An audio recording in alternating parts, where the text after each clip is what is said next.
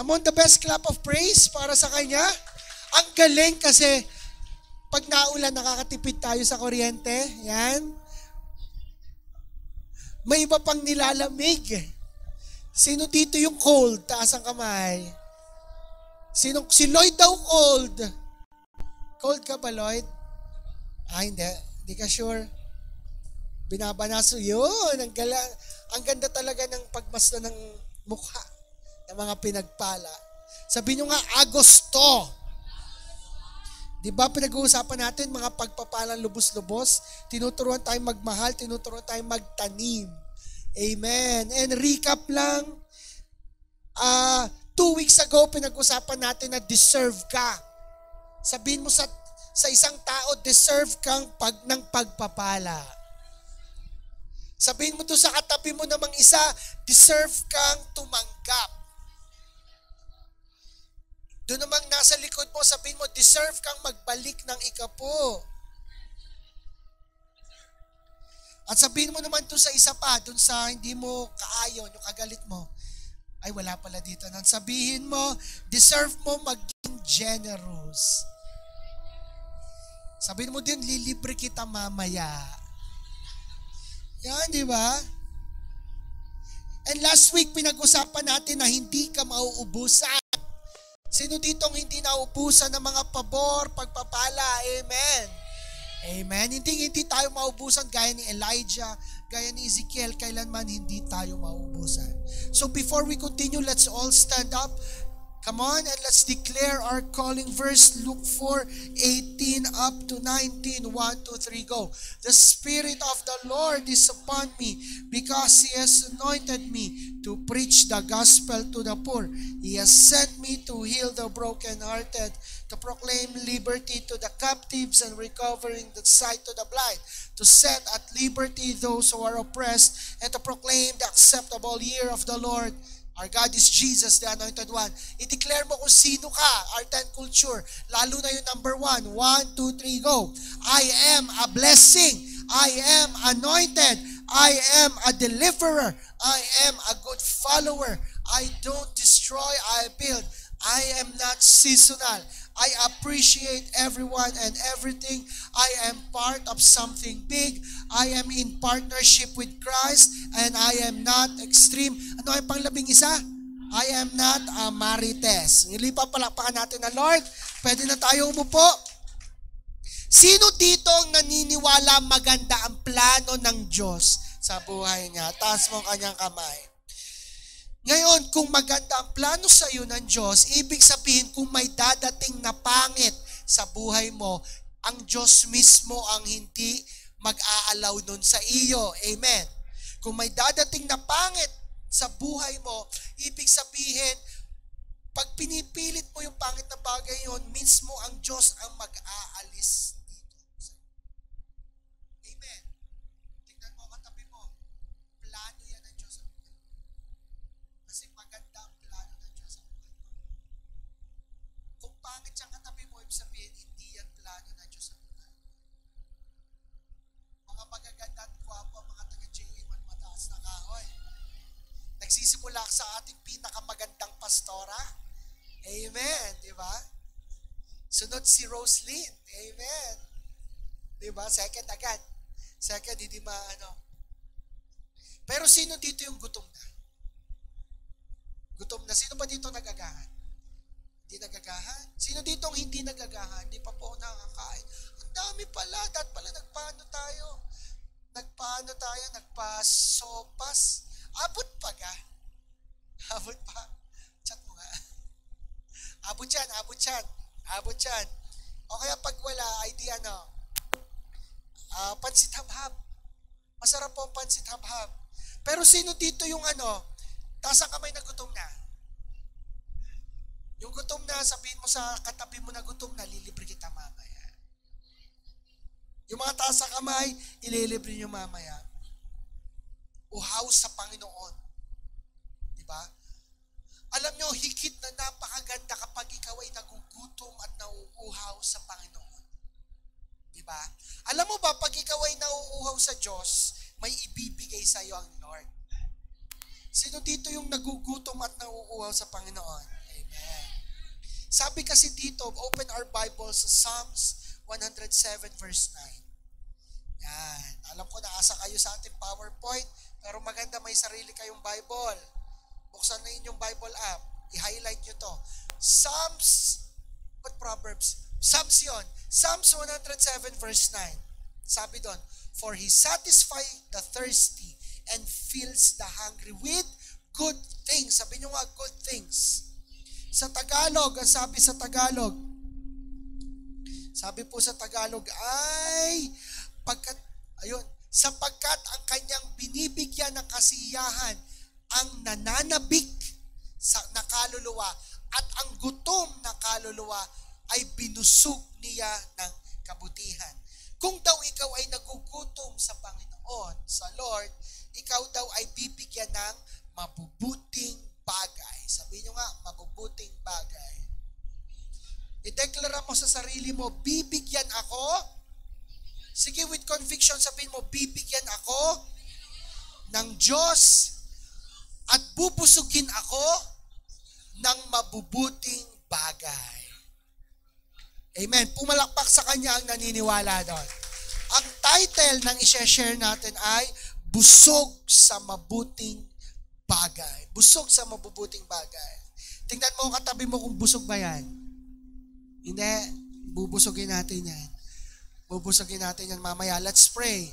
Let's close our eyes and let's pray muna. Lord, thank you God sa umagang ito. It's raining in mataas na kahoy and we believe God, bubusugin mo kami with good things. Hindi mo hinahayaan ang mga pangit na bagay at mga pangit na tao sa amin bagkos hinahayaan mo lang mabubuti at mga magagandang bagay ang mangyari sa amin. I-bless mo kami. Salamat po Panginoon kasi inaayos mo lahat sa amin and we believe ang pagpapalay gaya ng ulan aago sa aming buhay. Thank you, Father. We honor you in Jesus' name. Amen. Alam niyo po, kami po kahapon ay nagpuntang Lukban. Quezon, nakapag-basketball kami sa court ni Kobe. Yan. At ang ganda palang maglaro sa isang court na talagang, alam mo yung ang ganda ng aesthetic, ang ganda ng set up, ang ganda ng design. Kasi nakapaglaro din kami sa pag naulan na court ay basa, tapos ay hindi flat yung semento, may mga bato-bato doon sa no name dropping ko sa niya. At pangit yung board, may crack. Although mas mura, 100 per hour dun sa pangit ang court at dun sa magandang court ay 700 per hour. Pero pag pipiliin kayo, saan nyo gusto? Dun sa pangit ang court o dun sa sobrang gandang court? Saan? Saan nyo gusto? Sa pangit ang court na pwede kayo mag-basketball, magdagasa kayo o gagastos na kayo para dun sa magandang court? Taas ang kamay dun sa, ay okay lang po sa akin dun sa pangit ang court.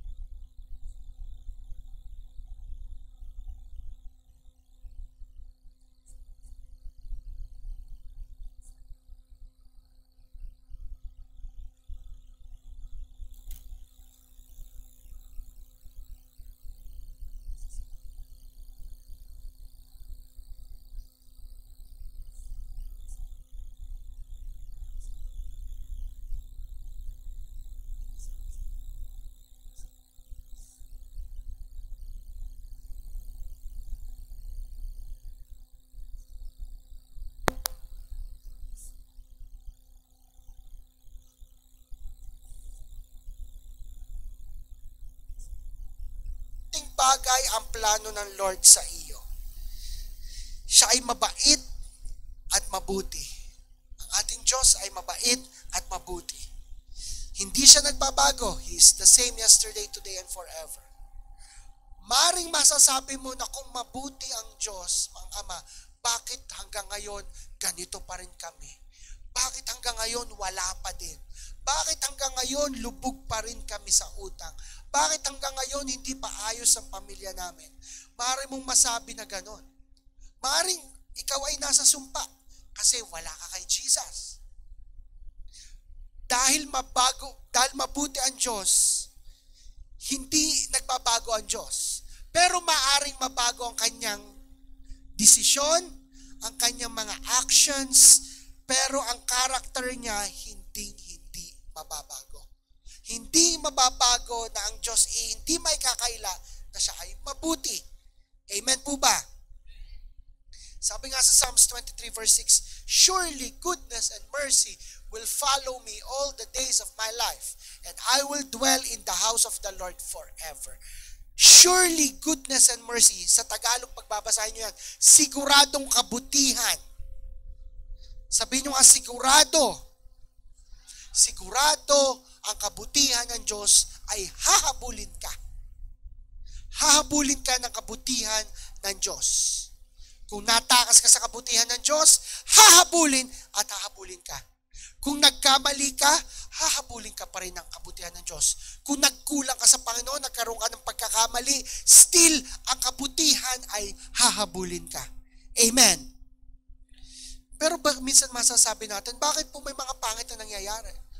Bakit po gagaya ngayon, signal number 3 sa parting norte, maraming bahay ang masisira, maraming pananim ang mawawasak. Pero ba't ganun na nangyayari? Alam nyo po, ang mabuting Diyos, minsan may hinahayaang mangyari. Ang isang mabuting magulang, isang mabuting ama ay may hinahayaang mangyari sa kanyang anak. Minsan si Sky, tanda ko dati, napakalikot nung maliit pa, hanggang ngayon may malikot pa din. Pero nung maliit pa, hilig na hilig niyang kunin yung posporo at itry sindihan. Ay di minsan, bawal yung bata, baka masunog. Pero tinry ko minsan na kinuha yung posporo at saka yung lighter, tapos sinindihan niya. Tapos curious siya. Nung sumindi, wow, hinawakan niya. Ano nangyari kay Sky? Napaso, masakit. Pero hinayaan ko para siya ay matuto. Kaya minsan hinahayaan ka ng Diyos na masaktan para matuto ka. Ang tanong, natuto ka na ka? Natuto ka na? Baka naman hindi pa. Isa pa. Minsan si Sky, hinahayaan ko na hindi manood ng TV at magwalis, at mahirap magwalis nga naman sa kanyang edad, para siya ay matuto. Pero hindi ibig sabihin na hinayaan ko siyang masaktan, hindi ibig sabihin na hinayaan ko siyang mapagod, hindi na ako mabuting ama. Ganun din ang Diyos sa atin.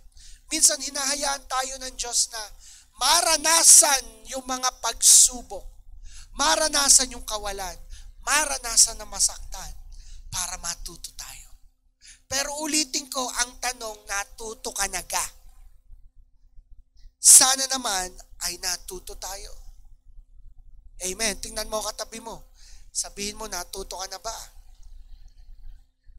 Ay ba't ka-chat mo pa rin?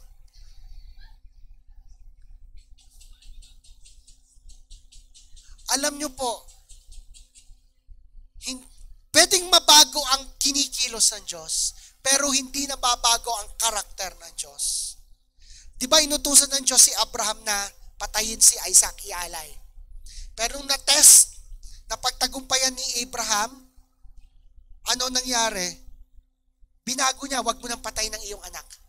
Nag-provide ng tupa.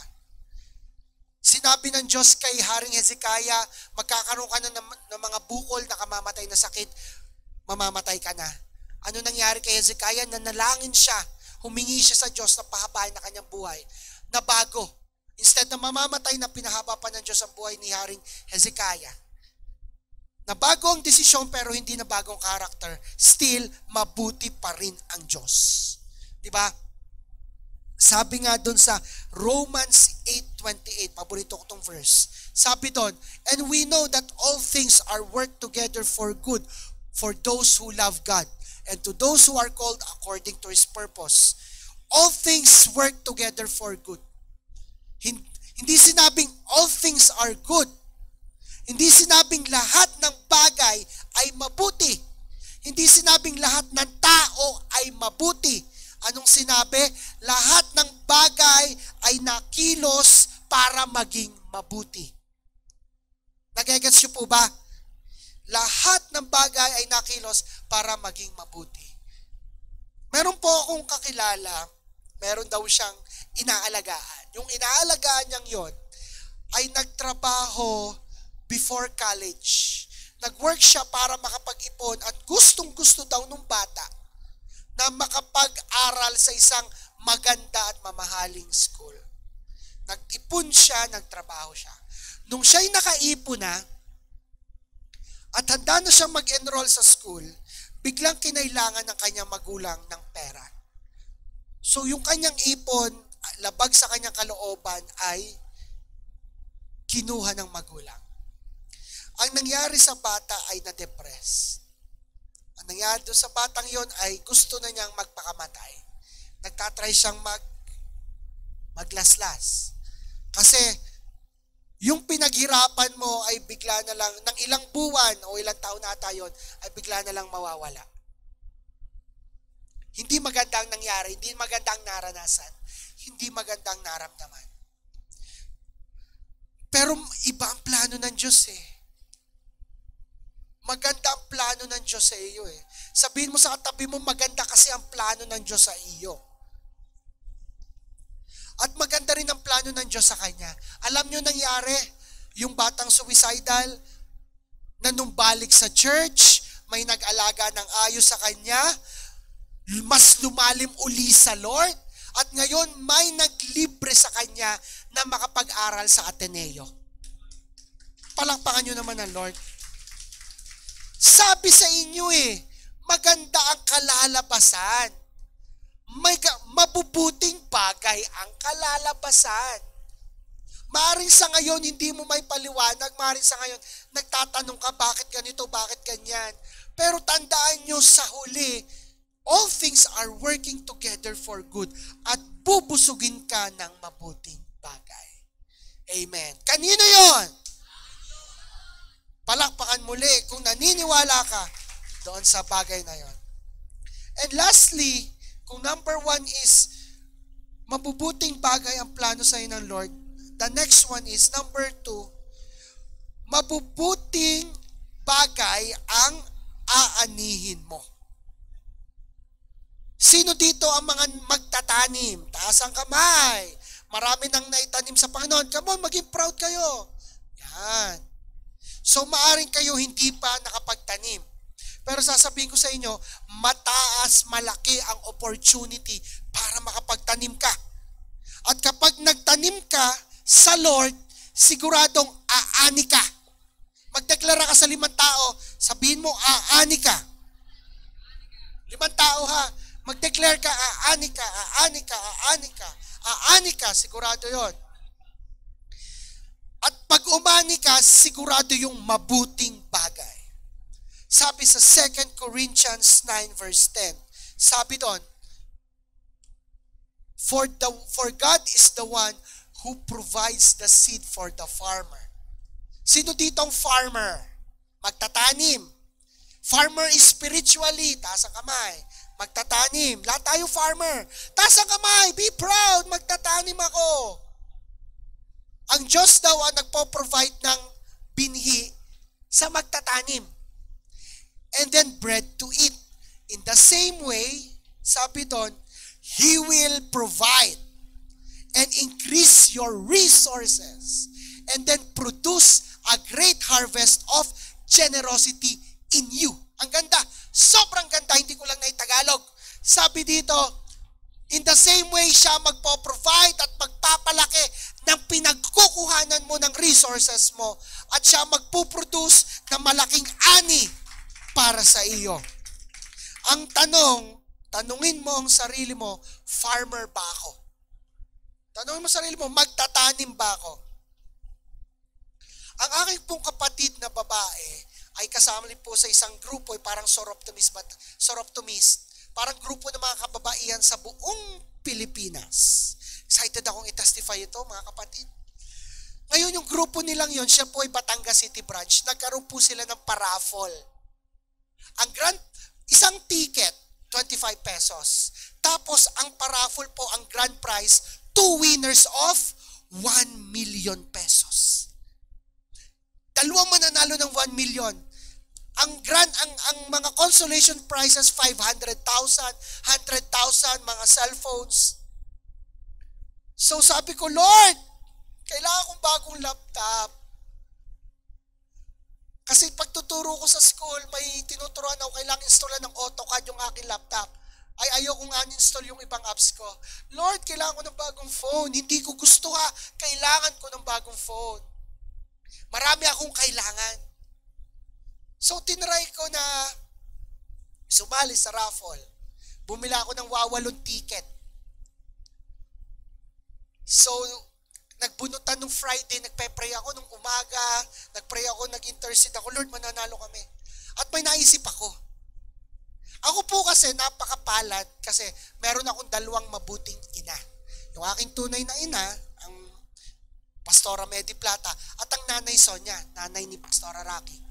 Ang aking nanay, kung nakilala nyo, napakabait.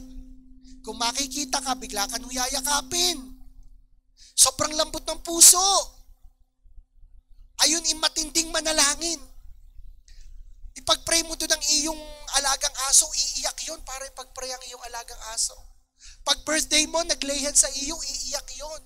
Matindi yung manalangin. At kung makakausap ka nun, lagi nung sasabihin sa iyo, abay manalangin.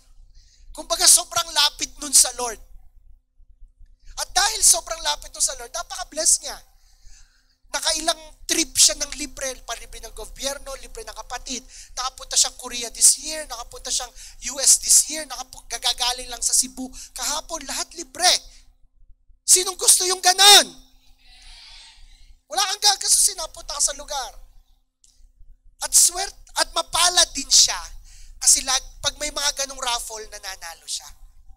Pag may paraffle na sila sa kanilang co-op, bigla na lang uuwi, may dalang cellphone. Bigla na lang uuwi, nabunot, may dalang flat screen TV. Napaka-bless ng aking nanay sa raffle. So, matalino ang inyong pastor. Alam niyo ang ginawa ko? Dun sa 8 ticket, hindi ko pinangalan ay Charles Finney Plata. Ang ipinangalan ko ay Sonia Cachuela. Kasi iba ang anointing ng aking nanay. Asan nga tayo nung Friday? Nung Friday, meron po tayo ditong Ignite. So kapag ako'y busy, hindi ko nakikita ang cellphone ko. After nung Ignite, nag-practice, dinrive, pag uwi ko, ang dami dun sa aming chat group ng magkakapatid. Ang daming chat.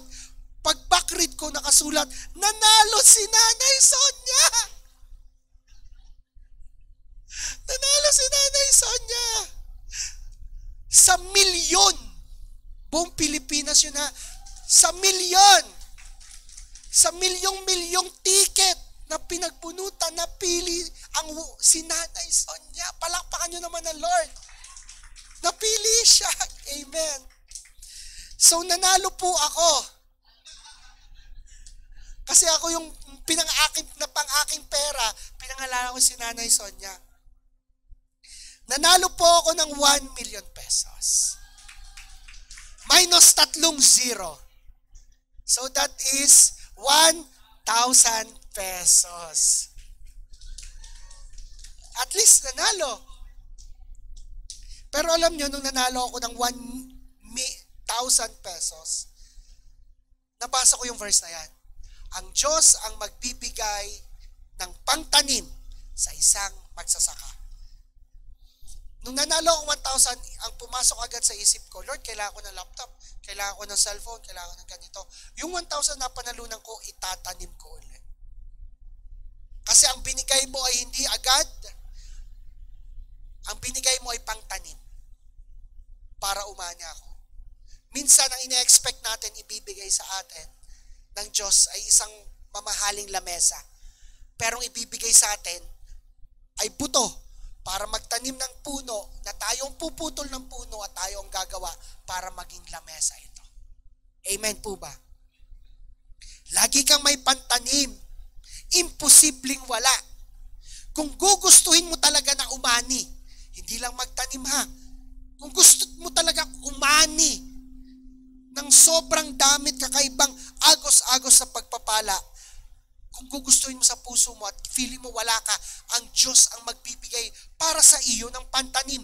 Base sa verse na yan. God provides the seed. Ang Diyos ang magbibigay sa iyo ng pantanim. Si Sir Pao po sa Batangas, kinuwento niya sa akin, dumaan siya sa napakaraming challenges. Yung ang negosyo ngayon, dumaan sa challenges.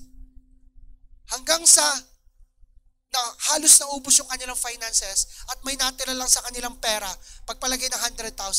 Yun, sabi niya sa kanyang asawa kay Ate Ruthie, mahal, meron pa tayong 100,000 pang tustos. And then umatan sila ng Sunday service sa church at biglang sinabi sa kanya, itanim mo yung 100,000. Ang sabi niya, Lord, ito na lang ang pera namin. Pero matindang conviction, itanim mo yung 100,000. Gaya ni kapatid, si Chrissy, yung kanyang natitirang pera, sinabi na, Lord, itanim mo yan. Masarap kaya yung ganon. Yun na lang ang pera mo, pero binubulungan ng Holy Spirit, itanim mo yan. Ibigay mo yan. Kahit maglakad ka, ibigay mo yan. Maraming ganun, maraming akong narinig na storya. Mga estudyante, kagaya nyo, 20 na lang ang pera, o kay pamasahin na lang ang pera. Sinabi pa sa kanya ng Lord, itanim mo yan. Ay Lord, paano ako, wala akong pamasahe, itanim mo yan. Itananim pa rin nila, di naglakad pa uwi. Ang iba naman may nakasuno, ang iba naglakad. Pero mahalaga, nagtanim. Anyways, balik tayo kay Sir Pao. Sinabi din ng Lord yun sa kanyang asawa. At nag-usap sila, Han, yung pala ang sinabi, oo, may sinabi sa iyo, Lord, itanim itong pera. Itinanim nila. At dahil tinanim nila, sa mga sumunod na mga buwan, mga araw, bigla na lang may magtatanim din sa kanila ng 20,000, may magpo-provide ng 20,000, marami ding nabalik sa kanila. Kasi sila nagtanim, at dahil meron silang aanihin. Ito ang tanong ko, sino dito ang naniniwala na kapag nagtanim, siguradong aani? Kapag nagtanim ka, matik, aani ka. Pero sino dito ang nakakain na ng prutas ng sariling puno nila? Sa bakuran. Sino dito ang nakakain ng prutas na ibinigay ng kamag-anak nila? Okay, doon sa pareho. Anong mas masarap yung prutas? Yung galing sa tanim nyo o galing may nagbigay sa inyo? Yung may nagbigay. Masarap kapag nagtanim ka, ay bigla na lang may magpo-provide sa iyo. Sinong gustong maranasan yon? Yung halos walang-wala na kayo pero biglang boom, may biglang pang tuition. Halos walang-wala na kayo, boom, biglang may nagbigay sa inyo ng pangkain. Yun ang pinakamasarap kasi na-practice natin ang ating pananampalataya. Meron akong 2 tiyuhin. At yung aking 2 tiyuhin ay parehong may puno ng rambutan.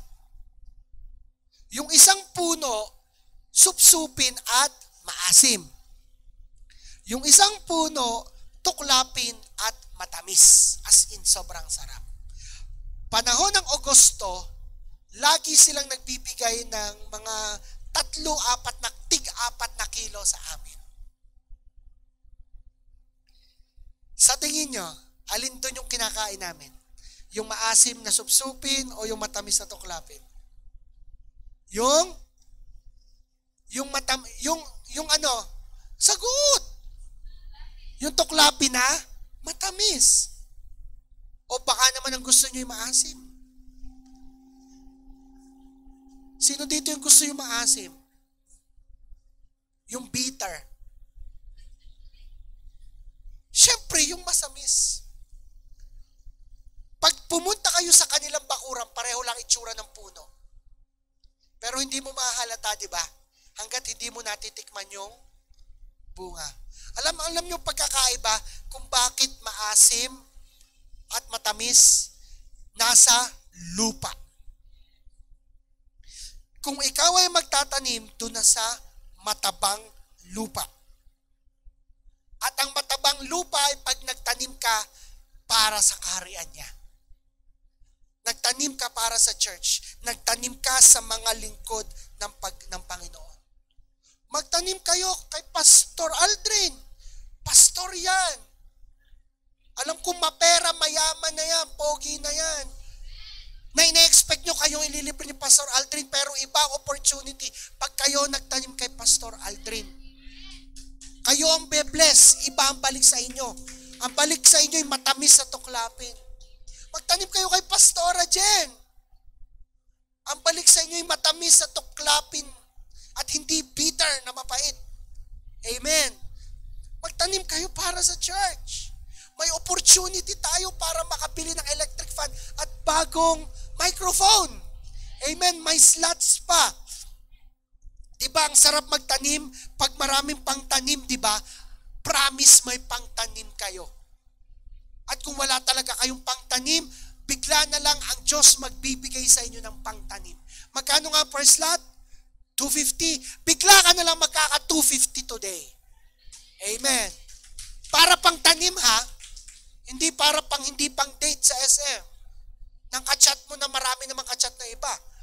Hindi ganon. Kung gusto mo magtanim, Pastor, bebenta ang pera ko, si 50, maghanap kayo ng makakagrupo nyo. Kung lima kayong tig 50, isang slot yun. Diba? Si Kwatog, si Arthur, si Eric, si ganito, si Lloyd, 5 kayong tig 50, isang slot yun. Magtanim kayo. Kasi pag nagtanim kayo, siguradong aani kayo. Yun ang pinakamasarap kapag umani. Palakpakan mo naman, Lord. At alam nyo pag ang pinakamasarap, yung tinatawag na last money seed. Huling pera ko na lang ito. Sino dito yung may huling pera na lang? May binubulong ang Lord sa inyo. Huling pera ko na to. Yung kaya ang pinakamasakit pero pinakamasarap. Kasi nalakad ka sa pananampalataya. Ay, pera ko na lang. Magkano na lang pera ko dito? 20. Naulan pa. Yung kaya ang pinakamasarap. Yung aming slot, 4 na slot, yung 1,000 pesos, promise yun na lang ang laman ng wallet ko nun. Sigurado, kita ng Lord ako nagsisinungaling. Ang laman na lang ng wallet ko nun, 1,400. Yung 400 ay pinangbayad ko dun sa may pinagbigyan ako. Yung 1,000 yun na yun. At dati talaga ako nag-aalinlangan. Mga dati. Pero ngayon, ang sarap. Lord, last money ko na to. Last money ko na to. Wala na akong pera, pero alam nyo, pag umani kayo, sigurado inam. Story po agad 20 years ago, yung aming pong negosyo ay magfe-fail. Ang aking ina ay maraming kliyente na hindi nagbabayad. Marami kami naging project na tinakbuhan kami ng mga engineer. At dahil doon ang aming kumpanya ay lumubog sa utang, bankrupt. At pwedeng makuha yung aming mga sasakyan, mga ari-arian. Nag-pray siya sa Lord, Lord, mag-provide ka. Alam niyo yung sinabi ng Lord sa aking ina, makinig, tingin muna sa akin. Sinabi ng Lord sa aking ina nun, anak, sa loob ng 7 linggo, magtanim ka ng tig 7,000. Sabi niya, ha Lord, ano sabi mo? Sa loob ng 7 linggo, magtanim ka ng tig 7,000. Magkano yon? 49,000. Ay Lord, wala na nga pampasahod, hindi makapaningil, tinatakbuhan ng mga kliyente, ng mga kontraktor. Pero matindi ang conviction, alam niya sa Lord yun. At sumunod. Ginusto. Walang pangtanim ha, pero ginusto. Alam nyo, Sunday service, unang Sunday, walang 7,000. So nakukuha ang 7,000. Bigla na lang may nagtanim sa aking ina ng 7,000. So anong ginawa niya doon sa 7,000? Yun ang una ng tinanim. Kinabukasan na week, Sabado, sahudan. Kinumpute niya yung pasahod. Halimbawa, ang pasahod ay 63,000. Ang pera niya ay 70,000. So, minus niya 63,000, ang natira ay magkano? 7,000. Tinanim. Hanggang sa nakumpleto niya, ang Lord na nag-provide ng 7 linggo na 7,000. Alam nyo, sa habag at biyaya ng Lord, hanggang ngayon nakatayo pa rin ang aming kumpanya. Kami po ay nagkaroon ng malalaking project ng mga sunod-sunod na subdivision. Biyaya to ng Lord. Wala akong may pagmamalaki. Ang aming pong shop ngayon sa San Jose pinagagawa. Amen. At higit sa lahat, ang aking ina na sobrang blessed, gaya ng aking nanay, nakakapunta ng Amerika, nakakapunta ng Europe, ng Canada, wala siyang ginagastos. Pag uwi pa niya, ang dami pang nagtanim sa kanya. $300, $500. Pinagmamalaki sa akin, pag uwi niya sa wallet niya, ang daming puting envelope. Puro dollars. Sabi ko, kung ako'y 12 years old noon, ako'y mangungupit. Sana'y ako ngayon may ganito, mabait na ako, hindi na ako nangungupit. May nagtatanim sa kanya lagi-lagi. Yun ang mga anak, mga kapatid, yun ang konsepto ng pagtatanim. Amen. Palakpakan mo naman ang Lord, come on. Pag-uusapan pa natin siguro a week o keyboardist, 2 linggo pa tungkol sa pagtatanim. Dinadatat ko kayo ng mindset ng pagtatanim. Kasi ayaw kong nakawan kayo kung paano kayo pagpalain ng Panginoon. Pag hindi ko to sinabi, dinadaya ko kayo, hindi kayo pagpapalain ng Panginoon. Mabuti ang ating Ama at mabubuting bagay, good Father siya. Ito na lang, I pray isa puso ninyo itong pagtatanim.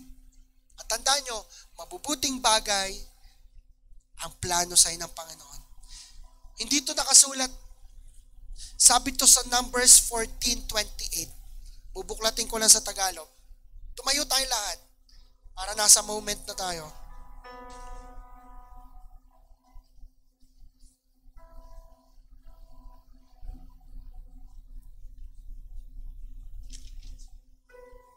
Numbers, mga bilang 14:28.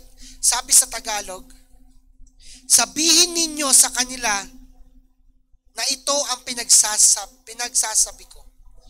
Buhay akong si Yahweh. Gagawin ko sa inyo ang narinig kong pinag-uusapan ninyo. Sabi ng Diyos, gagawin daw niya sa atin kung anong sinasabi natin. Kung ano ang dinedeklara natin. Maaaring sa inyo, hirap kayo magtanim. Sabi nga, kung ano ang tinanim, yun ang aanihin. Kung nagtanim ka ng kuriputan o hindi ka nagtanim, wala kang aanihin. Kung nagtanim ka ng malaki, aani ka ng kung nagtanim ka ng malaki, aani ka ng malaki. Tinatawag ng Lord ang bawat isa sa atin na umani. At sigurado daw, aani tayo. Ang tanong, makakaani ba tayo kung hindi tayo nakapagtanim? Pero maaring wala pa sa puso mo pagtatanim. Ikaw, maaring wala pa sa puso mo pagtatanim kasi hirap ka sa finances, last money. Pero sasabihin ko sa inyo, yun ang pinakamasarap. Kasi natakbo ka sa pananampalataya. Ganito ang gawin mo. Kung wala ang bilib sa'yo mga tao na magtanim, next. Ito ang gawin mo. Gulatin mo ang mga walang bilib sa'yo, magtanim ka. Kung walang bilib sa'yo, wala kang bilib sa sarili mo, walang bilib sa'yo mga katabi mo, gulatin mo, Pastor, 2 slot sa akin. RJ, I challenge you, magtanim ka kahit wala kang pera. At ang Lord ang magbibigay sa inyo. I challenge you. O gusto nyo magsabi-sabi kayo, kayo Poland, kayo Edsel, kayo JM, magsabi-sabi kayo, magtanim kayo, aani kayo. O kayo Pauline, kayo, magtanim kayo, gulatin nyo ang sarili nyo. Siguradong aani kayo. Hindi ko kayo pinipilit ha. Hindi ko kayo pinipilit. Walang pilitan sa church na ito. Baka sabihin na nanonood, ganun sa church. Hindi, walang pilitan. Challenge yung sarili nyo. Gulatin mo mga walang bilib sa'yo. Magtanim ka ng isang slot. Sunod-sunod ang mga projects natin. Ngayon, makakabili na tayo ng electric fan. Siguradong next week, may mga bago tayong 18 inches na industrial fan dito sa church. Nakakaawa kasi si Eric, minsan binabanas dito. Diba? Sana magkaroon tayo ng bagong microphone. Senyalis yun na nagpatangang microphone at nawasak. Ibig sabihin, Lord, may magtatanim ng microphone para sa atin. Amen. At tapos na itong pangalawang project, patapos na, pero alam ko matatapos na. May kasunod na tayong project. Ang sunod natin project, kukuha tayo ng mga bata, mga 13 pababa, dito sa mga barangay na malalapit. Papupuntahin natin dito, pakakainin natin, ipapakilala natin ng church, ibibili natin yung mga kids na iyon, ng mga school supplies, ma-introduce din ang mga magulang nila dito sa church, at magpapasaya tayo ng mga kabataan. Sigurado yung mga kabataan na yon, lalaki na may takot sa Panginoon. Yun ang pangalawa natin project. At alam ko mangyayari ito ngayong September. Mangyayari lamang ito kung sunod-sunod at patuloy na may magtatanim. I challenge you. Magtanim ka. Siguradong aani ka. Pastor, sige! Natatakot ako. Natatakot ako na baka hindi nag-pledge ako, ay baka wala namang maibigay. O natatakot ako, baka nagtanim ako, pero baka hindi ako umani. Alisin natin yung tao na yun. Siguradong aani ka. Pangalawa, what if na-delay? Okay lang. Kung di ka nakapagbigay, at least ang puso mo, sinabi mo, para sa sunod, ang Lord sigurado magbibigay. Huwag ka matatakot, kapatid. Huwag ka matakot mapahiya. Sigurado kasi aani ka. At hindi mo mararanasan ang milagro ng Diyos kung hindi ka sumubok sa pananampalataya. Okay. Gusto ko matataas ang kamay, ha? Pastor, sige, gusto ko magtanim kahit wala pa ako. Gusto ko lang subukan. Kahit magkano, itatanim ko. In 3, 2, 1, taas ang kamay. Magtatanim ako. Amen. Palakpakan natin ang Lord. Magtatanim ako. Kung ganito, kung gusto nyo kumuha ng slot, mag-usap-usap kayo. Kahit 10 kayo doon. Take 25. Kahit 15 kayo doon. Basta. Lord, gusto kong maging parte nitong mga magiging project na ito. Kasi ang Lord na magpo-provide sa inyo. Palakpakan natin na Lord and let's pray. Alam nyo, bago tayo mag-pray, sinasanay lang tayo ng Lord. Maliliit pa to eh. Pero mamaya, sasanay ka ng Lord. Pastor, 1,000,000 yung aking itatanim para dun sa ating bagong church building pala. Hindi church basketball court. Dadating ang panahon, si Edsel magsasabi, Pastor, 2,000,000 ang akin. Magkano ba? Cheque. Dadating ang panahon si Paul at Pastor, cheque, 5,000,000. Uy, laki naman. Ay, Pastor, basic to sa akin. Dadating ang panahon. Dadating ang panahon ganun. Minsan dadating ang panahon, nakikita ko kayo. Ano, si Shena pupunta sa church, may dalang sariling sasakyan. Nakabagong ano yan, naka-Fortuner na itim. Ay, naka-Fortuner na puti pala. Kaso walang katabi. Huwag mo na magtabi, ha? Wala mo na katabi.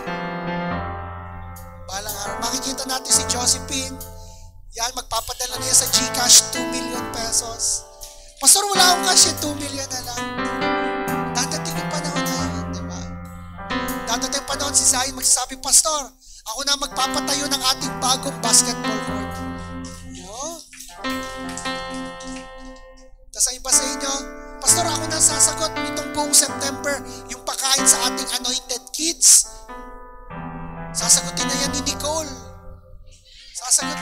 Ay, sabi ko kay Nicole, ay Nicole, dumami ang kids natin. Kaya yung 500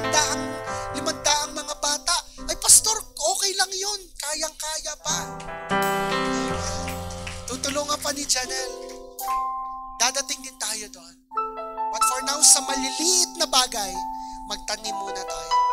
Para pag malaking bagay, aani tayo. Taas natin ang ating mga kamay. And let's declare, sabihin nyo, Jesus, salamat po. Kasi binibigyan nyo ako ngayon ng puso ng magtatanim.